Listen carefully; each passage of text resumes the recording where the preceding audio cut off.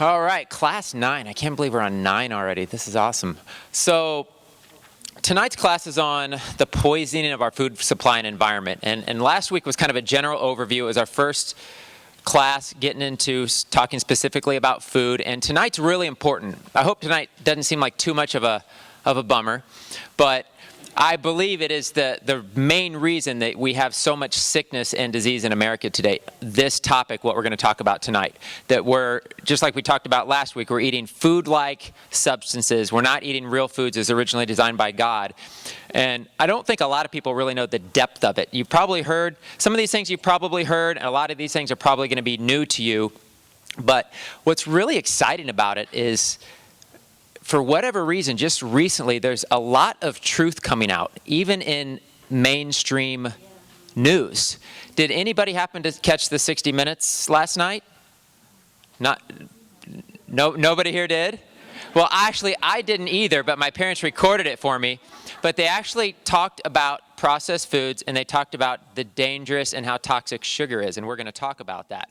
But this is mainstream information now. A lot of medical doctors are jumping on board, even a lot of media. There's articles you'll see now pop up on mainstream Yahoo News about the dangers of certain things. And I think this is a critical subject tonight. I don't want you to feel overly stressed after tonight, because it's going to seem like, wow, I just can't believe how far we've gone, and what can I eat? And we'll get more and more specific the next couple weeks. We're going to really get into specific foods next week, but I really want you guys to know the depth of what's happening to our environment.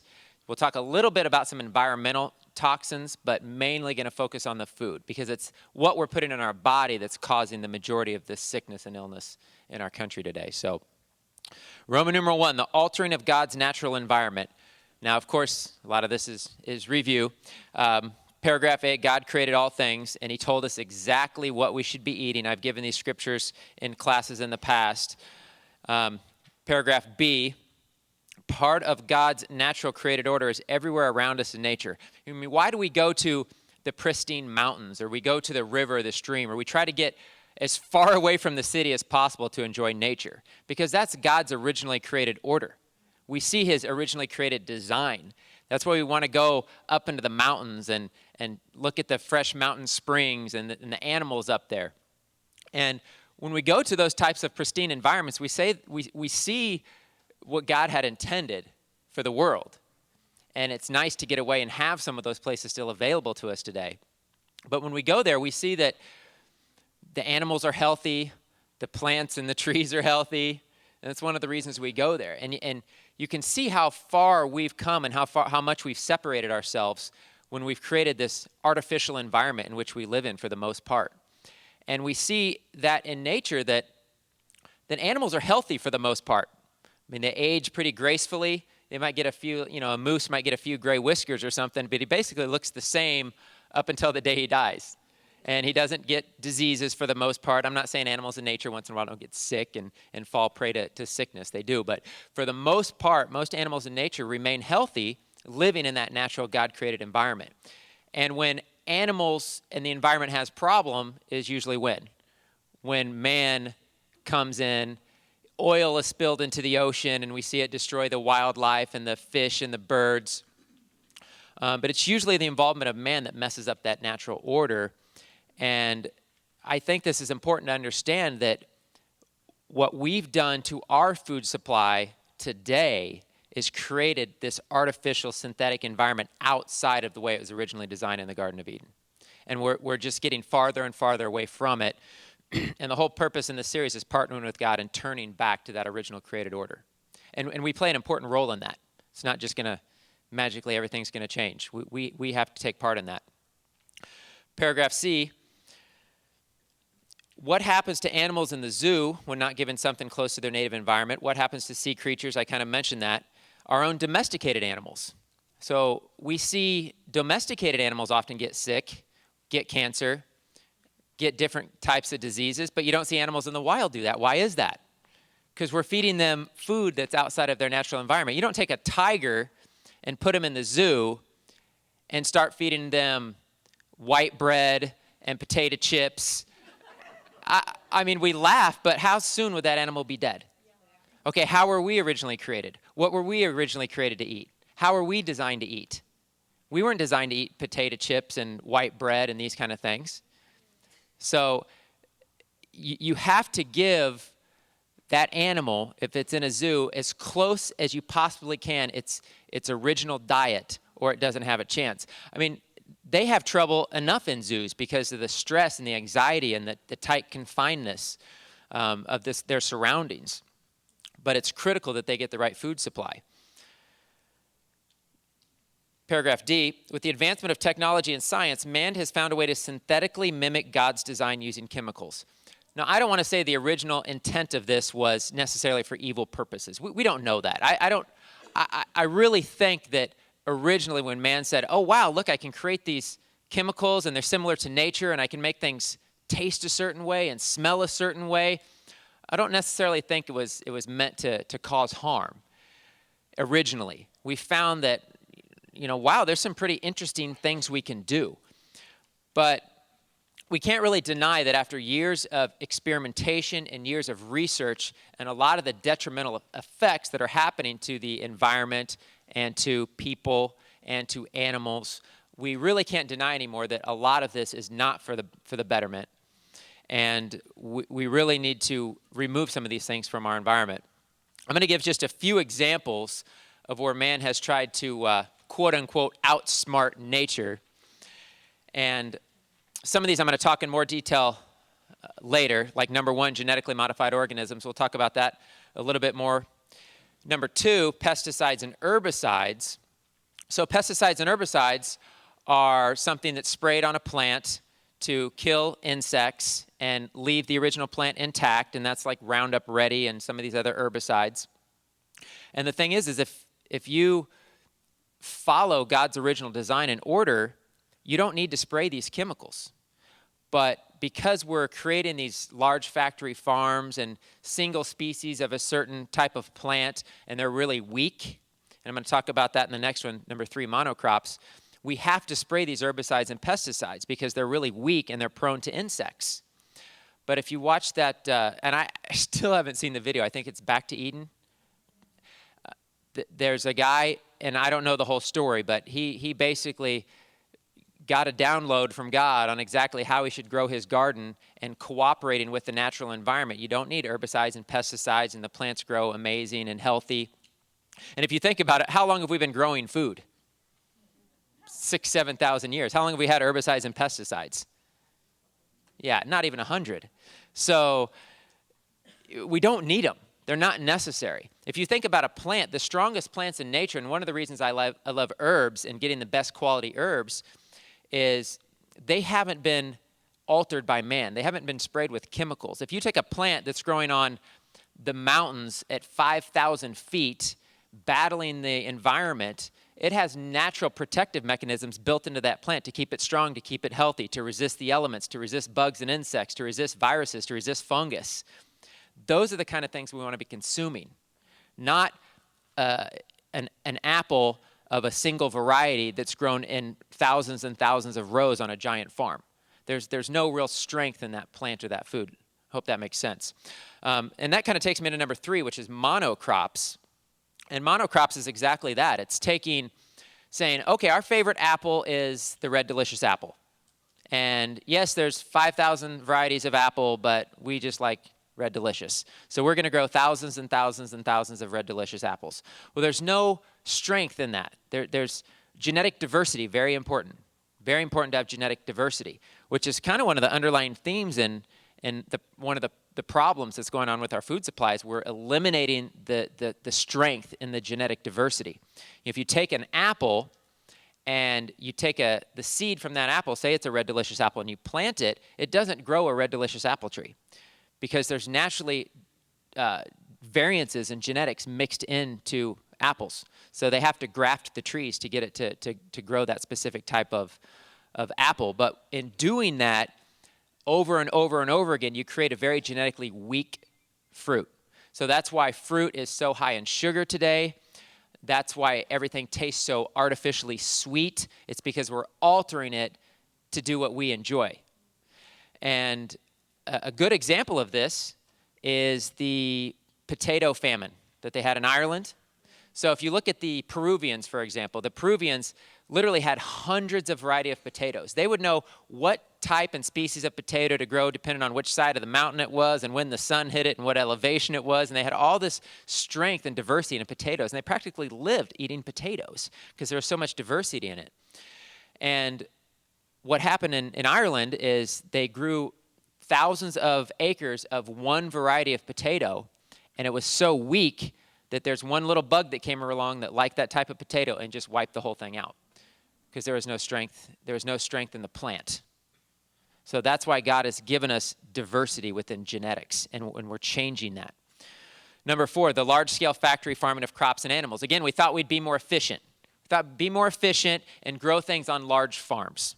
It's outside of the original order, the original design. And what we end up doing is we actually ended up fighting with nature instead of partnering with it. So we're working against nature. And because we're working against nature, let's take a factory farm, for example, full of cattle. Okay, if you throw 100 cows in a big field, how much effort does that take? None? Right, that wasn't a trick question. It takes no effort. You throw the cows in the field, they eat grass, and they're healthy cows.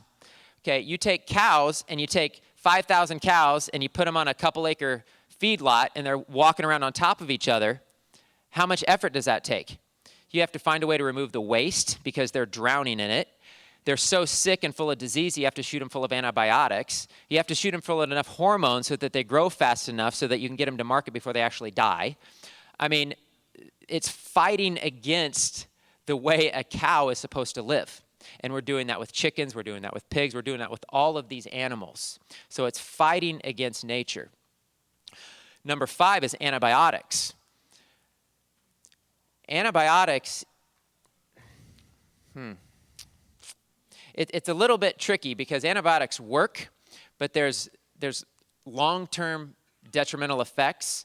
And I don't remember the exact percentage, so don't quote me on this, but they did a study saying that doctors admitted that approximately over 80% of all antibiotics were prescribed unnecessarily. So there's times when they're needed, there are times when they work, there are times when they take care of an acute issue, but they're given for everything. And that seems to kind of be the default drug if there's something going on, just take an antibiotic. But we don't realize how much that's weakening our immune system, damaging our system, destroying our gut flora, and weakening our bodies from this long-term use of antibiotics. And what is happening? The more antibiotics we use, what happens? The stronger the germs get, the superbugs, the super germs, all the disinfectants we're using, the antibacterial soaps. And a lot of you probably have heard one of the scariest places to be to catch an infection and die from an infection is in a hospital because they've worked so hard to eradicate germs that the only ones that can survive there are the strongest ones. And that's what antibiotics does to our bodies over time, is it weakens it over time because the nature or the insects or the organisms are always going to find ways to survive. That's the way they were created. Number 6, the processing of the food supply. We add chemicals, we put synthetic ingredients in there, colorings, remove nutrients, we pasteurize, we homogenize. All of these things are unnatural to just a food that's growing out of the ground or a healthy animal in the field. And almost everything today is processed. So paragraph E, we must ask ourselves, is there a better way? Are there solutions that God has already provided to us that have existed from the very beginning? Can we solve our problems not by finding a way to outsmart nature, but by cooperating with it? And I like this verse from Ecclesiastes. I just want to read it real quick. What has been will be again. What has been done will be done again. There is nothing new under the sun. Is there anything of which one can say, look, this is something new? It was here already long ago. It was here before our time. This is just reemphasizing the fact that God created everything. It's been there since the beginning. The solutions are all there. We don't have to create something to outsmart nature. We just need to figure out how to work with it. In other words, work with God. Paragraph F, there are so many ways in which technology has been amazing in advancing our ability to travel and communicate. However, I believe in the area of such as food and nature, that we really need to have more wisdom and cooperation.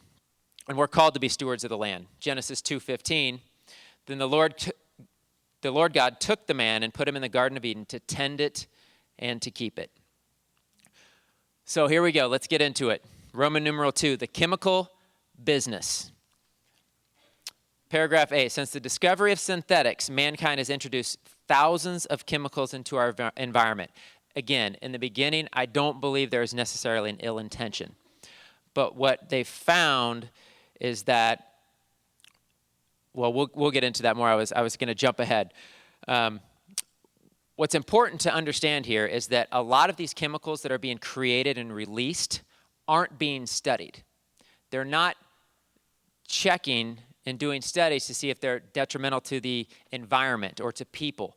And I could give you so many examples, but I'll just give you one example. Who remembers DDT, right? Back in the 40s or 50s. And they released it, and they just started spraying it with fields, and it killed all the weeds. And then all of a sudden, the fish were dying, and the animals were dying, and they started finding it in human fetuses, and babies were having being malformed, and they finally did what? They took it off the market. But not until how much damage was done. And this is what's done with a lot of these chemicals. You know, there's nobody really monitoring this, and who's supposed to be monitoring it isn't, because they have other vested interests looking out for them. But we need to be doing studies on these, and we're not. So that's why we really have to be aware of what is in our environment and how do we avoid it. So just a few quick numbers. There's over 75,000 licensed chemicals in our food supply, 75,000. Now about 10,000 of those are known to be in our food and in our cosmetics. So 10,000 different synthetically man-made chemicals. In 2000, American companies dropped over 7 billion pounds of 650 different chemicals in our air and water. You know, we know pollution is a big problem. Paragraph B, why does the chemical business exist? We want to make things better. We want to make things cheaper. We want to make things look a certain way, smell a certain way. We want things to have a long shelf life so we can distribute them all around the world and they don't spoil. And this was kind of the birth of the chemical business. We figured out that we could mimic things in nature, and we could do so very, very, very cheap. And the cheaper something is, the more profit there is. And so that's why a lot of companies turn to chemicals instead of actually taking the time and the effort to actually grow the food. There's a book called Fast Food Nation, if anyone's read that. I just want to point that book out real quick because I think it was a pretty good book. And one of the things they highlighted that jumped out in my mind more than anything in that book, and the main thing I remember from reading that book, was they talked about these multinational corporations that existed up in New Jersey. They're like multi-billion-dollar corporations. And the whole purpose of these corporations is literally having a laboratory of thousands of chemists and physicists up there altering and playing with chemicals to make things smell a certain way, taste a certain way. You think about all our artificial ingredients that's in our candles and our things to make our car smell good, the little car fresheners. People like the smell of fresh mowed grass, so let's combine certain chemicals to make it smell like fresh mowed grass. We can recreate anything, but we don't realize how damaging these chemicals are to our body. In the box here, this was a study done by the Environmental Working Group, and it was checking the umbilical cord samples of 10 different pregnant women, and they found 287 contaminants in the blood. And if there's any question or doubt that whatever's in our environment, and more specifically whatever's in the mother, is or is not passed through to the baby, there's just no doubt about it. There's no doubt about it. Of the 287 chemicals that were detected in the umbilical cord, 180 were known cancer-causing, and 217 of them were toxic to the brain and the nervous system, and 208 of them can cause birth defects. So DDT, I mentioned earlier, DDT is still showing up in people today. It's still showing up in women and fetuses today, 50 years after it's been made illegal. So these synthetic chemicals, they're not part of the original design, and they don't just go away. a lot of times. Roman numeral 3. So we're going to talk just briefly about the cosmetics industry, and then I really want to get into the food supply. That's got to be the focus here. This is on the FDA's website. The regulatory requirements governing the sale of cosmetics are not as stringent as those that apply to other FDA-regulated products. Manufacturers may use any ingredient or raw material, except for color additives and a few prohibited substances, to market a product without a government review or approval. A select few ingredients to watch out for. So I listed a few there. The first one I'm going to mention real quick is parabens. And this is in so many beauty care products, which is kind of an oxymoron. They call it beauty care, but it's just chemicals. I don't know, that just hit me. But these parabens, and this is really interesting. I got this in, I get Dr. Mercola's newsletter, and this was in today's article. And they did a test on 40 women that had breast cancer. And of the 40 women, they found paraben esters in 99% of the breast cancer tissues that they sampled. And in 60% of the 40 women, they found at least 5 different parabens, which are known estrogen mimickers, which are known to increase cancers. So if you look on the back of your label, parabens, I have it listed there, but it can be methylparaben, ethylparaben, propylparaben, butylparaben. I mean, there's all different types of names. And the main things that they're found in are deodorants, antiperspirants, shampoos, shaving gels, toothpaste, lotions and sunscreens, makeup, pharmaceutical drugs, and a lot of food additives contain these parabens. There's so many toxins in our food supply today.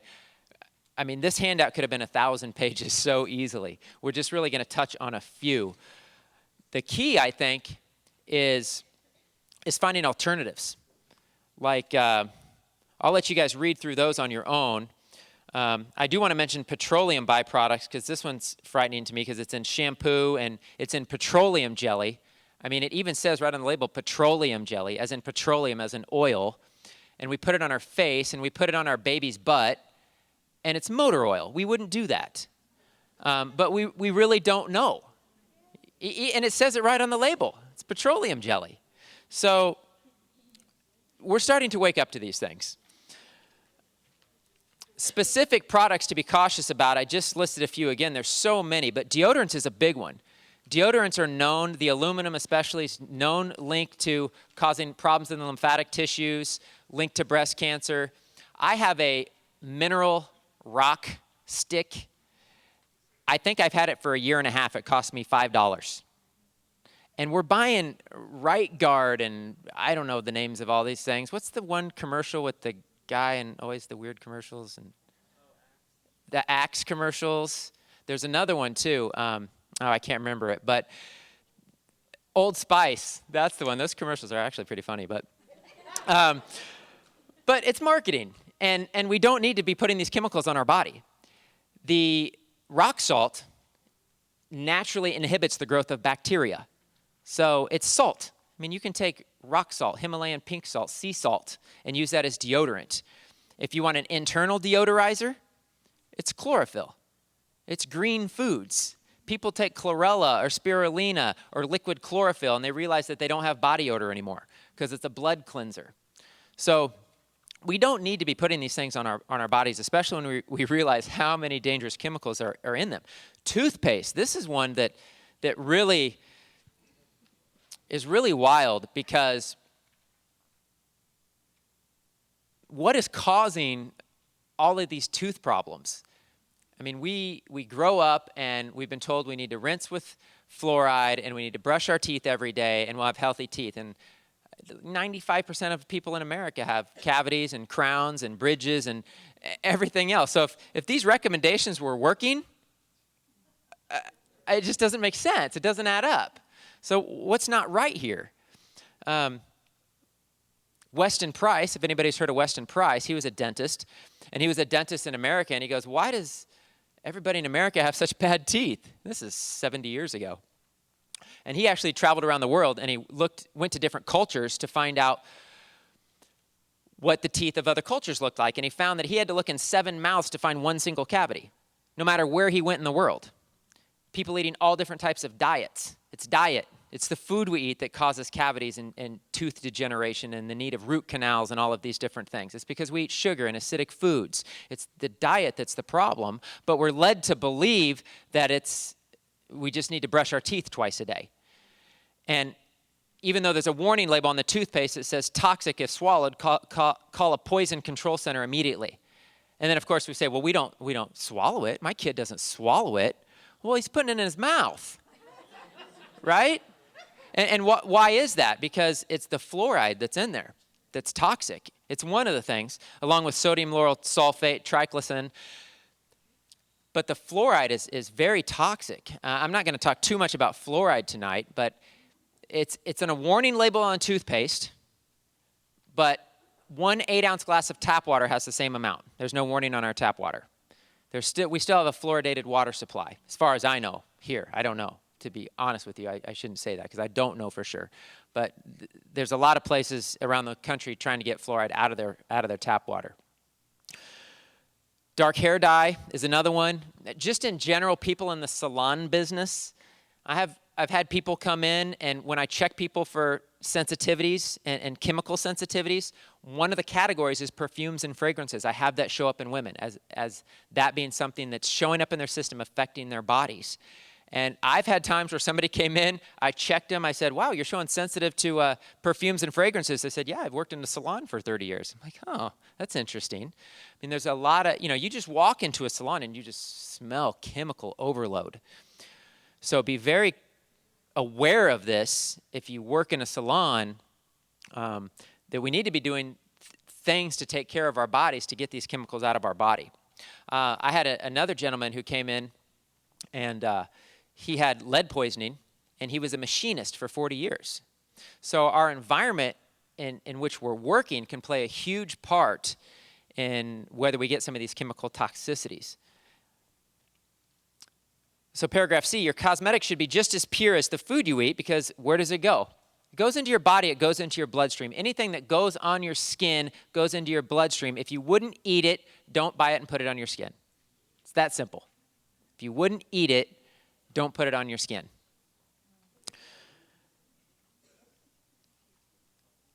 An example, I just want to give you one example. My fiance, Jennifer, this is actually a very sad story. Her aunt actually died from lead poisoning from lipstick. And here's the other kicker. There is still no FDA limit on the amount of lead you can put in lipstick. They've done tests. In 2007, they did a test, and they found 33 name brand lipsticks still contain lead. And about half of them had over the legal limit of what should be in food, because they don't have any legal limits actually for makeup or cosmetics. So the organizations that are supposed to be watching out for us, like the FDA, we know they're not. So we have to be aware of these things. Paragraph D, the cosmetics industry has fooled us into believing that healthy skin is treated from the outside. Nothing could be further from the truth. Women spend hundreds, if not thousands of dollars on putting expensive creams and moisturizers and things on their face. And beauty comes from the inside out. Not just in spiritually, not just emotionally, but physically too. Beauty comes from the inside out. You want to have beautiful skin, glowing, radiant, vibrant, healthy skin? Drink vegetable juices. Don't buy a $200 face cream. It'll get you much, much farther, I promise you. I'll use Jen as an example again because she told me I could. She used to have problems with her skin, and she was spending a lot of money on a lot of these face creams, and she cleaned up her diet. She got rid of a lot of the grains. She eliminated all the processed sugars.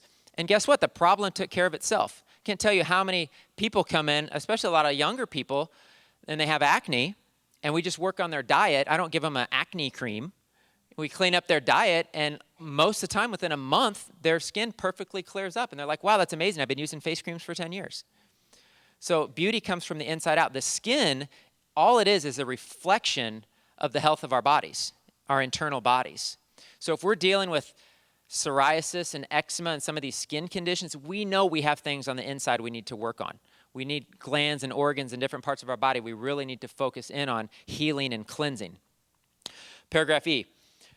This is just a website you can go to look up the safety of the products, the ingredients in some of your products.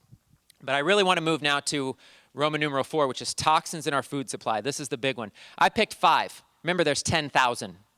I picked 5. All right? So let me just stress that point, because just stop eating processed food. Stop eating fast food. Stop eating boxed and packaged food with 30 different ingredients that you don't recognize.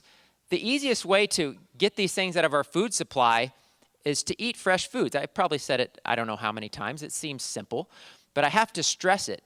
And when you see what's in our food supply, if you're not already turning away from these things, hopefully now you're to the point where you're like calling everybody you know. Because we really care about our friends and our family, and we love them, and we know how damaging these things are now, and there's going to be some things here that might really shock you. So let's just get into it. The top 5. This is just what I think is the top 5. The first one is the processed white flour, white refined sugar, and high fructose corn syrup. The second one is genetically modified foods. The third one, aspartame and other artificial sweeteners. Number 4 is MSG, which is monosodium glutamate, which has at least 50 other names. Number 5 is hydrogenated fats and oils. So number 1, processed white sugar, white flour, and high fructose corn syrup. What is it? It's taking something originally designed by God, which would be like sugar cane or beets, dramatically altering it from original design, super concentrating it into an amount that was never meant to go inside the human body. Paragraph B, white flour is done the same way. You strip and remove all the nutrients and you super concentrate it. It basically turns these things into drugs. This would be the same for white rice, except I put the exception here because I know jasmine rice is naturally white.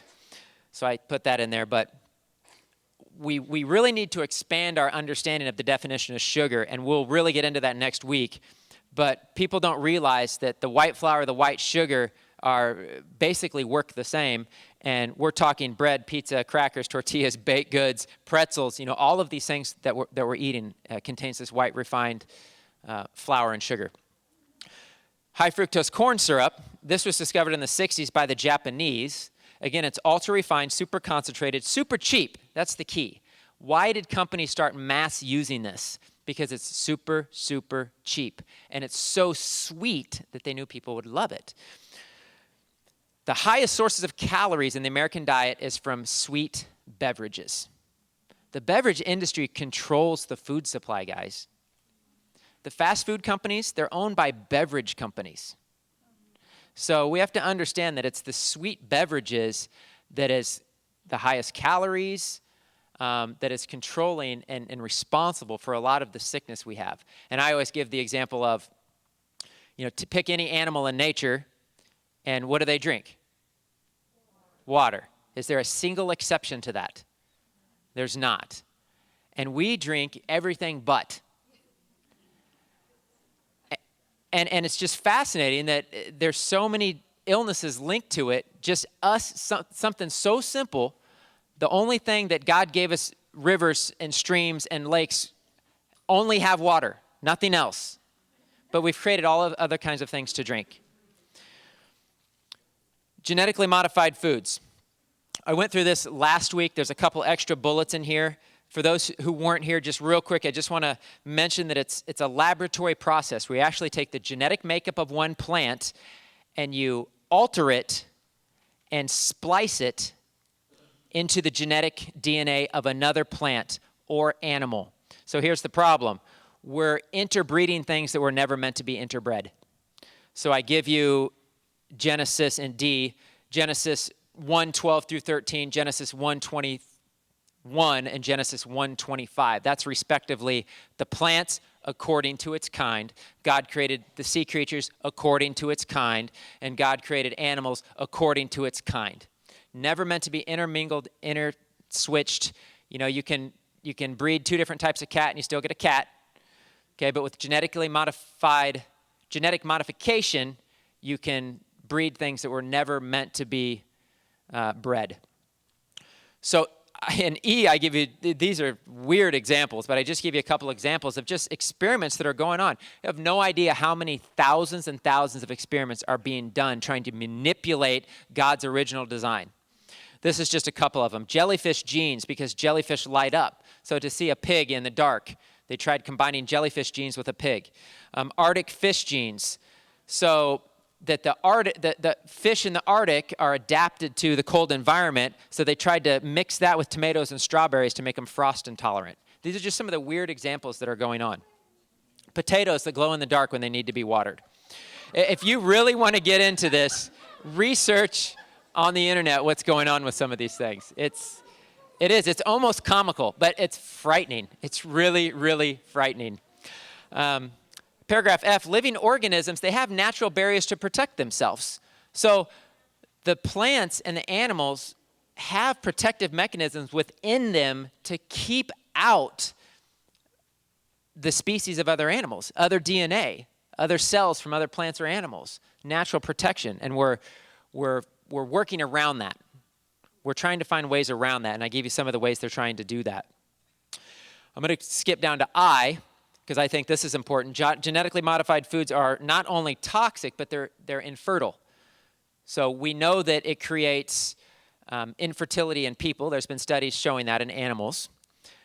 Any plant that doesn't reproduce itself, last week I talked about seedless fruits, anything that's designed and altered and changed not to reproduce itself doesn't make sense for us to consume it, to me. If it makes the plant infertile, what's it doing to us? So the other thing that it does is it makes the farmers reliant to go back year after year after year to buy seeds from a company when who provided the seeds? God. And we're taking God out of the picture and we're making farmers buy seed from a company. And that's why companies, I don't know who else is doing it. I say companies. I don't know who else by Monsanto is doing it, but they're trying to genetically modify every food plant on the planet so that we rely on them to buy all of what God has naturally given us.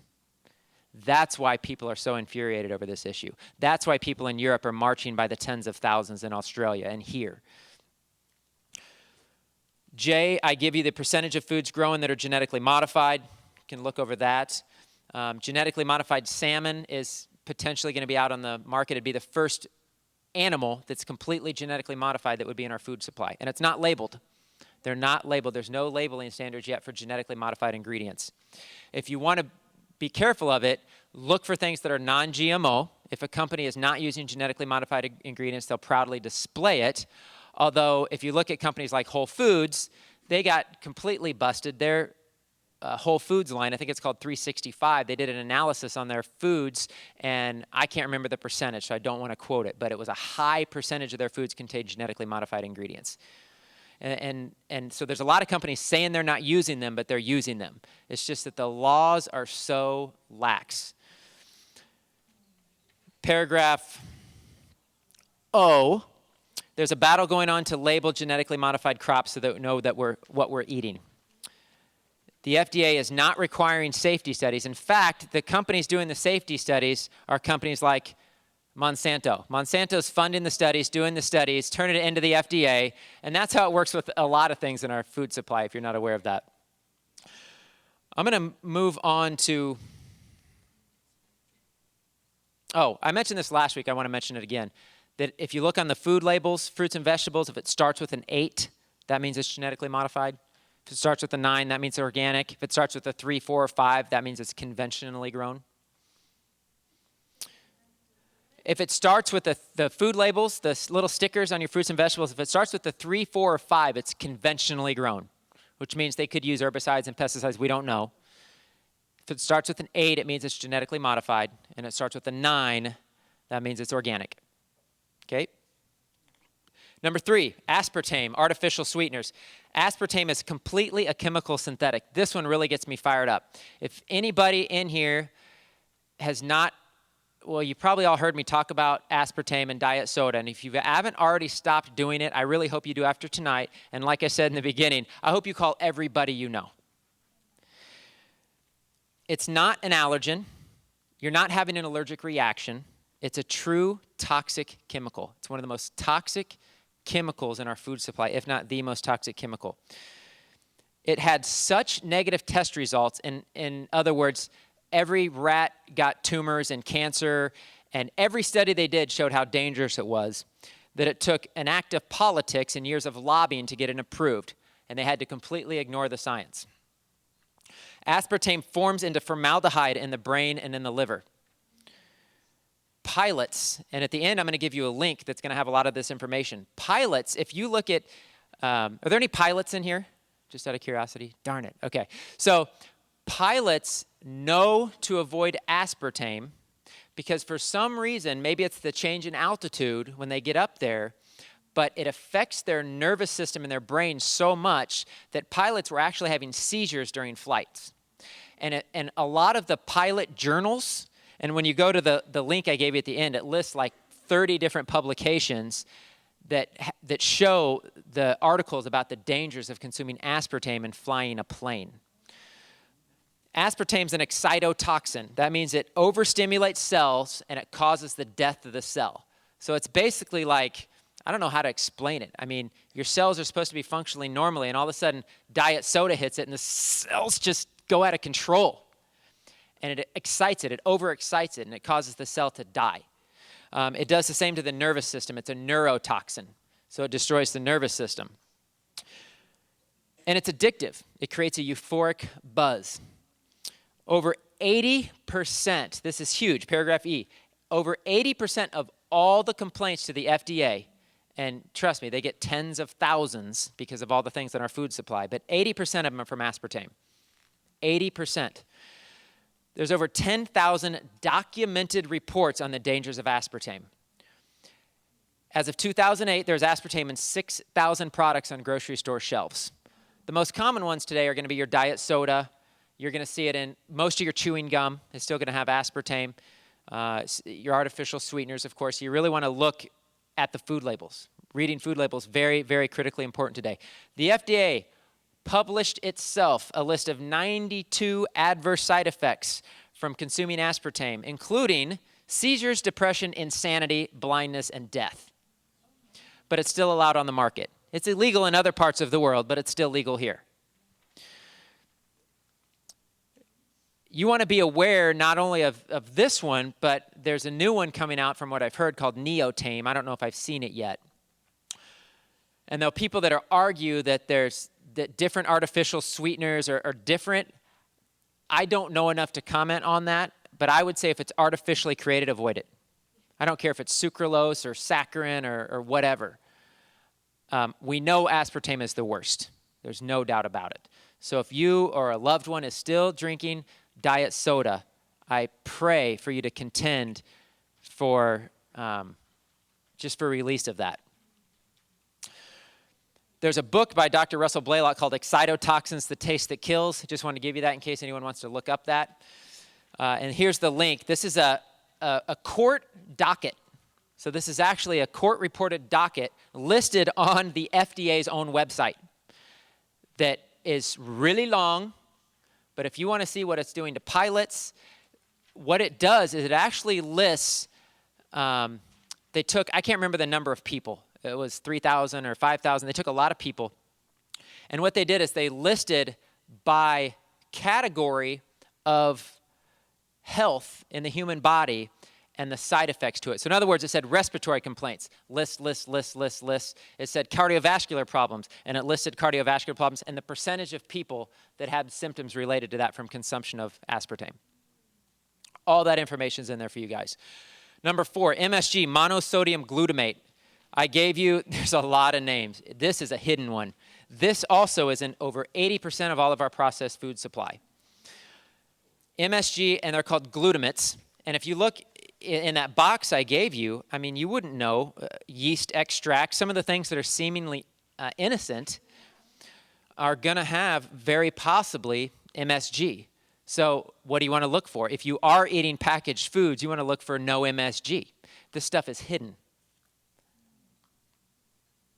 Why did the companies who make and sell high fructose corn syrup change the name of it? Why are they putting out commercials saying it's just like regular sugar, it's from corn?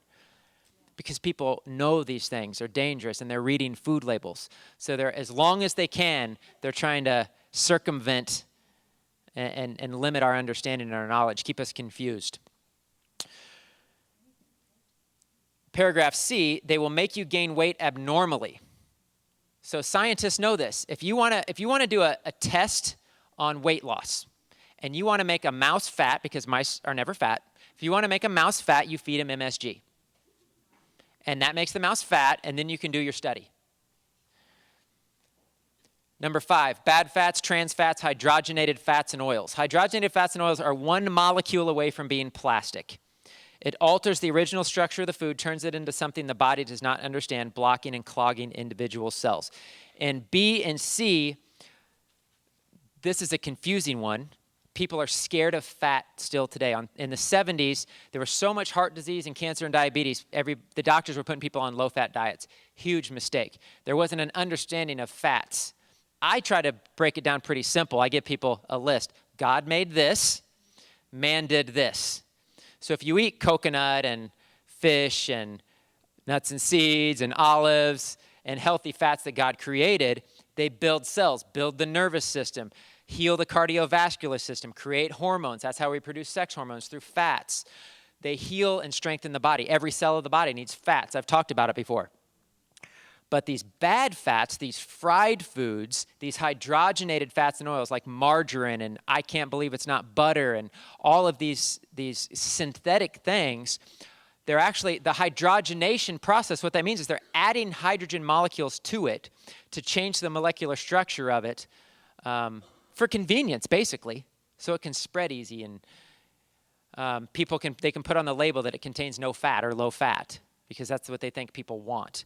So you have to really focus in on the good fats, because the bottom line is what these bad fats do, and I talked about them a lot in the heart disease class and diabetes, because I believe sugar and the bad fats are two of the main things in our food supply causing a lot of the major illnesses. They create free radical damage, and they block the ability of the cells to function properly.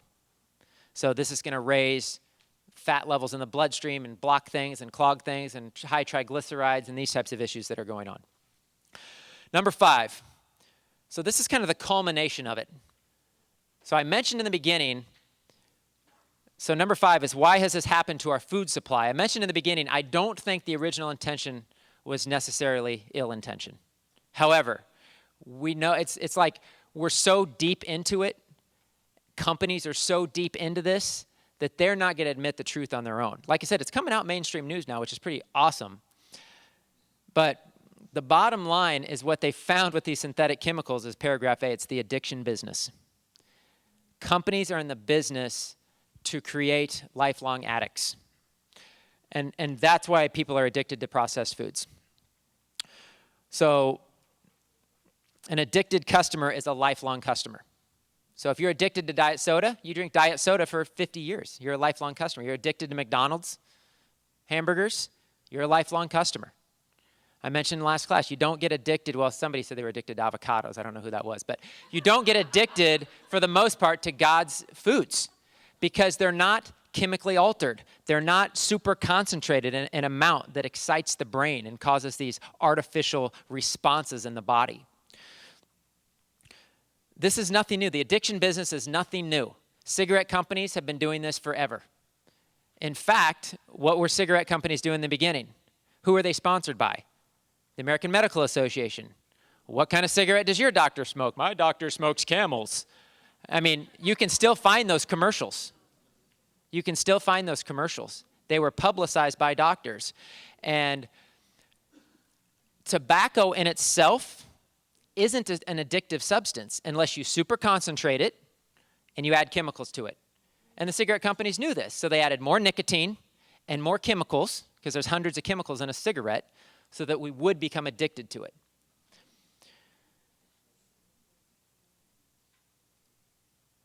Paragraph B, we are so familiar with problems with cigarettes and alcohol and cocaine. We are not completely familiar with one that, in my opinion, is more dangerous than all three of those combined. processed white sugar. I think it is the most dangerous thing in our food supply today. It is the most addictive substance in our food supply today. And if I speak from experience, having been a sugar addict my whole life, it is very addictive. And this fly really likes me. It's so exciting to me that this was on 60 Minutes last night, that this is on mainstream news, this coming out about the addictive nature and how damaging sugar is. Because we've just ignored it. And we feed it to our children as a reward. And, you can't finish your plate and then you can have dessert. And we just never knew. We just didn't know. We didn't know the addictive nature of it. But the food companies knew. The scientists knew. The government knew. The FDA knows. But it's been kept secret from us. Why is alcohol so damaging? Why is it so addictive?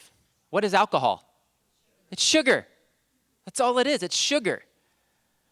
So we tend to look at alcoholics as somebody who has a real problem and they really need prayer. But then there's people sitting eating candy and cupcakes all day and gallons of ice cream at night, don't realizing they have the same problem. The same problem. And it causes the same damage to the body. It just takes a little longer for it to damage the body because it actually has to go through the digestive process where alcohol is just straight liquid sugar. So it damages you faster, but it has the same negative damaging effects. If you go to South America and you stayed with some locals down there, say on a missions trip, you might have coca leaf tea. Yeah, you know what coca leaves are used to make?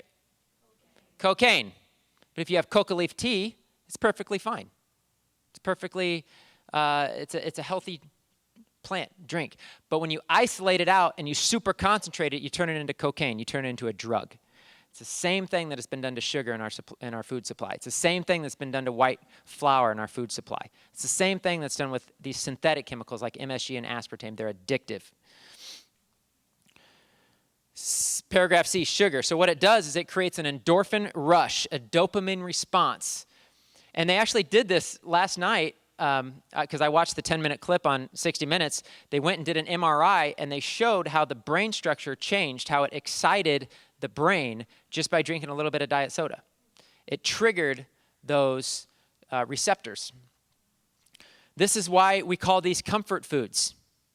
They give us that momentary rush of pleasure.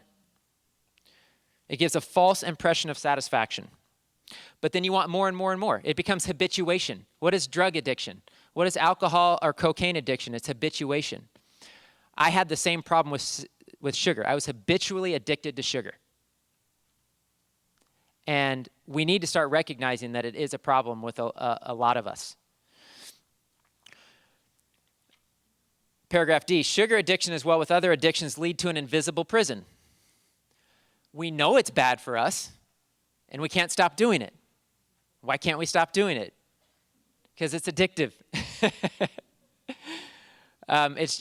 There's a reason that if somebody's an alcoholic, they go to an AA meeting and they have to have support groups and they have to have accountability partners and they have to, because it's serious. And if 2-3 months you go by and you have a sip, it can send you right back down the wrong path. I've seen that in myself and other people with sugar. I love to challenge people to try to figure out if you're addicted to sugar. Try to figure it out. For 1 week, eat only fruit and honey. Nothing else that contains sugar. That means no condiments, no salad dressings that contain sugar, no baked goods, cookies, donuts, no candy, no ice cream. Try doing it for a week. I know a lot of people in here are very health conscious. They probably don't eat sugar already. But you'll be very hard-pressed to find anybody who's a teenager or younger who thinks that this is anywhere close to possible.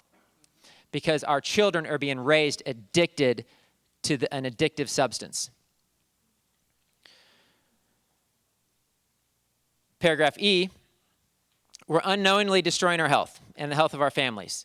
We are raising children addicted to sugar while sickness and disease statistics continue to rise. Our children are being compromised, born out of the womb. How many, it's sad. I mean, I truly feel like God's heart is just breaking. I mean, that we've turned to him so badly in this area of food, and all these people are getting sick and full of disease, and it's just got to be heartbreaking for him. I mean, I see how important are children to God? How important are our children to us? I have so many children that have allergies, asthma, eczema, psoriasis, ADD, ADHD, autism, dyslexia. It didn't happen 2 generations ago. It was rare. We have to start caring about this, guys. We have a responsibility to our children. The reason the children are addicted to sugar is because they're born compromised out of the womb. And that's what they like. They want sugar and starches, and you're going to have a fight. I'm telling you right now, you're going to have a battle on your hands because they're addicted to it. Because their bodies and their health is so compromised, the only thing they want is sweet. Because there's no balance. There's no balance in our food supply, and there's no balance in their systems. You know, if you gave a child cigarette or alcohol, you'd call it child abuse. But we can give them all the white processed sugar we want. Paragraph F. God's natural foods do not create addictions. God delivers whole food, nutrient-dense complexes. Only synthetics or super concentrated food-like substances create addictions. Paragraph F. So this is another reason why there's so many chemicals in our food supply is low cost, low nutrition, high profit margin. How do you take the lowest, cheapest, completely nutrient devoid non-foods and turn them into something that tastes good and people are addicted to? It's only one way, and that's with chemicals. Otherwise, everything at McDonald's would taste like cardboard. Seriously, that's not a joke. If you take all the chemicals and additives and flavors and artificial things that are in fast food menus and took that out, it would taste like cardboard. I mean, how can you eat something that costs $1? How is that even possible? It's the cheapest of the cheapest of the cheap because there's nothing in it. There's no nutrition in it. I'm going to give you an example of just why you got to read food labels if you're going to buy something as simple as, say, a blueberry muffin. If you look at a blueberry muffin and you can see what looks like little blueberries in there, sometimes you'll read the label and guess what? There's no blueberries in there. Here's a food label I read. Blueberries in blueberry muffin. Hydrogenated soybean oil, liquid sugar, propylene glycol, which by the way is an antifreeze, so you can use that to get your RV ready for the winter, and artificial colors. That's what makes up that blueberry.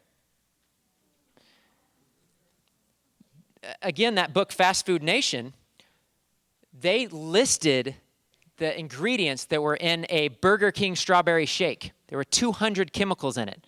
I trust you, not one of them was strawberry.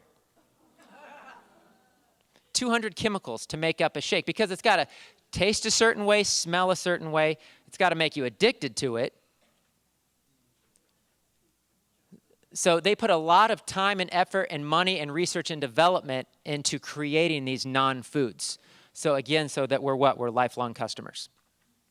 I call it the tricks of the fast food industry. Paragraph G, we're overfed and starving to death. How can you eat McDonald's? I'm sorry, I guess I'm picking on McDonald's a lot. I could pick on somebody else. But how do you eat fast food? How do you eat fast food and an hour or two later still be hungry? Because your cells are starved. You've not given your body one thing that it wants or needs. So it creates a perpetual hunger, a perpetual starvation. If you look at the longest lived cultures around the world, they eat low calories and nutrient-dense foods. We can totally switch that. That didn't work. We totally switch that around. We eat high calories with no nutrition. So we're starving to death. We're the most overfed, undernourished nation on the planet. And that's why people move here from other cultures. I mean, I see this in the IHOP community. Yeah, I moved here from such and such country, and ever since I've been here, oh my gosh, this, and this has happened. Since I moved from the place where I was living, where I was eating whole fresh foods.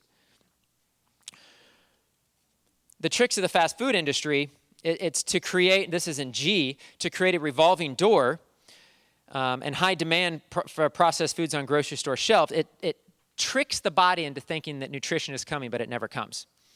And if you look at the menu on fast food industry menus, it has low fiber, because you don't feel full unless you have fiber. You have a bowl of oatmeal and an apple, you feel pretty full.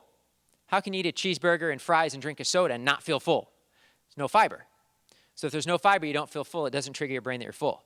If there's no nutrition, your cells are still starving to death. So it doesn't tell you that you're full. You're hungry. You need something else. I'm missing something. Give me something else. That's why people who are sugar addicts, again, like I was, could literally live on sugar. You can just eat sugar and nothing else.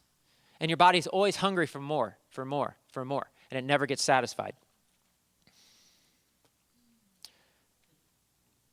Real quick, I just think this is just so interesting, but I am going to pick on McDonald's just a little bit more. Because this was an article that I found that just talked about the scrambled eggs in McDonald's. So here's the ingredients. Oh, I know, I'm getting the awe already. So this is the eggs. Sodium acid pyrophosphate, citric acid, monosodium phosphate, niacin, liquid margarine, liquid soybean oil, partially hydrogenated cottonseed and soybean oil, which are trans fats, hydrogenated cottonseed oil, soy lecithin, monodiglyceride, sodium benzoate, potassium sorbate, artificial colors, citric acid, vitamin A palmitate, and beta carotene. That's eggs. Now, how did God make eggs? What's the ingredients? Egg. Okay, so here's one more that's just interesting. Coffee. Okay, you're a coffee drinker and you're like, I'm just going to buzz through the drive-thru and just get a coffee.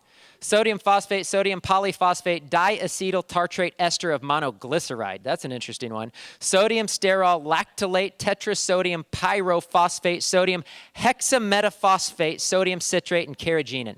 That's in the coffee. So we don't know this. We think, okay, well, I'm not eating fast food, but I'll just buzz through and grab a salad at the fast food place, or I'll just buzz through and buy a coffee at the fast food place.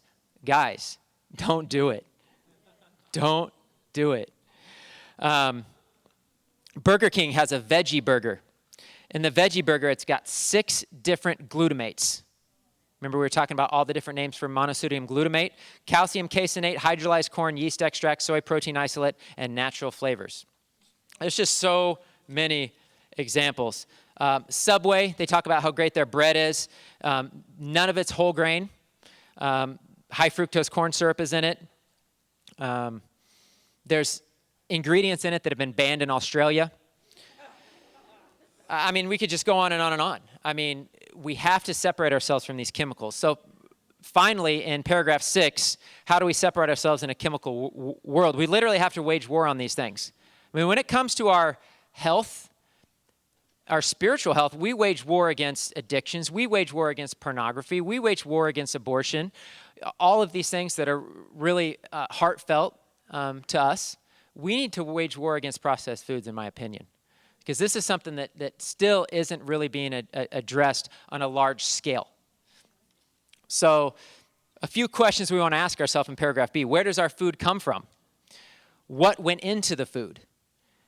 Was the food originally designed by God in its unaltered state? And the biggest one, I think, is what are the intention of the food, this food that I'm putting in my body? What's the intention of it? I mean, I go back to thinking all the guilt I felt. I mean, especially as somebody who's into health, still struggling with sugar. Why am I putting this in my body when I don't want to and I hate it? And I feel guilty about it. It can wreck you, not only physically, but mentally, emotionally, and spiritually. There's so much there's so much more we could have talked about. We're already out of time, but there's so many links to psychological disorders with sugar addiction.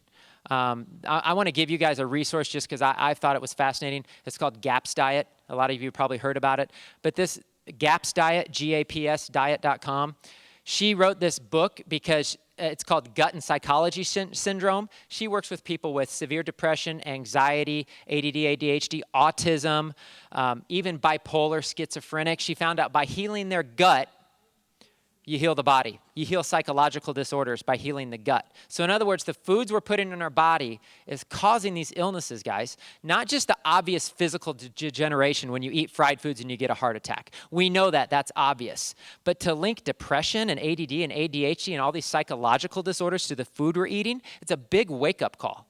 Especially when it comes to our children being compromised. If we want to raise up healthy future generations, it's got to start now. Because in just 2 generations, we've seen what's happened. And it's not going to get better unless we do something about it. I'm going to end there. Amen. I'm going to take like 5 questions, and then I got to go because the game's starting in 8 minutes. Sorry. 5 questions. I don't think it's on. Check. I don't think it's on. Hello? No. Cool. This is just a comment. I worked at a place called Flavor Chem years ago, and they compounded these chemicals you're talking about, the flavor in the foods, and most of the stuff was corrosive. Wow. You couldn't even handle it with your bare hands. So, I mean, I'm thinking, oh my gosh, we're eating this, you know? I mean, Wow. So I want to repeat that in case you didn't hear it. He worked at a company called Flavor Chem. Flavor Chem, and I'm guessing all the ingredients that probably came in on the trucks were labeled hazardous and corrosive. Yep. Yeah. And these are chemicals made to put in our foods. Thank you for sharing that.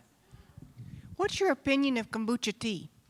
Kombucha is great for a fermented drink. We're going to talk, when we get more specific, I don't know how much we're going to talk about fermented food, so I'll address it. But one thing that's really important for people to understand is that there's certain foods that aren't good for a compromised system. For a lot of people, kombucha is fantastic. It's a fermented food. There's lots of health benefits. The only time it's not is when somebody has a very compromised system. They have infections in their body. If somebody had cancer or infectious issues or a fungal infection or something like that, you wouldn't want to do kombucha because it's a wild fermentation that can actually feed pathogenic organisms. So you'd really want to stick more with the fermented veggies, the Bragg's apple cider vinegar, the sauerkrauts and things like that instead of kombucha if you have a compromised system. Well, my precious wife, she's waging war, so we're making the changes. Okay, Amen. Can you talk about jasmine rice? We're going more to the brown rices and the natural rices, but you mentioned jasmine rice, and that was one of our compromises. The only reason I mentioned jasmine rice is because it's naturally white. And I say people, hey, avoid white rice, white sugar, white flour, but white rice, the jasmine rice is actually white by nature. So that's why I'm saying it's not processed. Ideally, I think the best rice to consume is wild rice. But yeah, brown rice, long grain brown rice, any kind of a unaltered whole rice is fine. I like wild rice because it's not so much a grain, it's actually in the grass family. And it won't feed a lot of, again, if somebody has a compromised system, it's better. The wild rice is better for a compromised system. Yes? In undergoing a dietary change, how can you tell the difference between an infection or a detox, and how long does a detox last in a human body? Does it have to do with all the history back to like maybe a month or like even like a year? I've been in severe pain for the past week, and I had a fever for a couple of days and a lot of stomach problems, and so I want your opinion and what I can do. It's hard to know, man. I mean, yeah, it's a complicated question, really. The main thing when you're cleansing and detoxing is all the detoxification pathways need to be open. So you can't be constipated. You got to be going to the bathroom. You got to be eliminating toxins. That's the main thing when you're doing any kind of a cleanse or a detox. But people that are really sick can cleanse and detox for years. I mean, if you go to Gerson therapy because you have cancer, you can be doing coffee enemas and vegetable juices for years to heal your body. So it's a complicated question, so I'd have to talk to you and find out more. One more, last one. I just wanted to give a testimony that I've been sick for about 12 years, and I just found out about this class when I taught about a week ago. And I've been doing juice, the Hallelujah Acres, just juicing and raw fruits and vegetables. And I'm completely off. In 2 weeks, I was completely off all diabetic medications. Awesome. Praise And God. and I was on high blood pressure medicine. I owe $18,000 to the ambulance people alone, just because I was going to the hospital 4 times. That's just the ambulance bill alone. And they haven't seen me in about probably a month or, about a month. But I also got off all blood pressure medicine. My blood pressure, they were afraid I was going to have a stroke. My blood pressure was skyrocketing. But I have a couple other health issues I'm still working out. But I was off the diabetes medicine in 2 weeks. 4 weeks, I was off all blood pressure medication. And I have some other diseases. I'm not, it's not completely done yet, and I have more to go. But I just felt like I needed to give that testimony Great. that it really works, But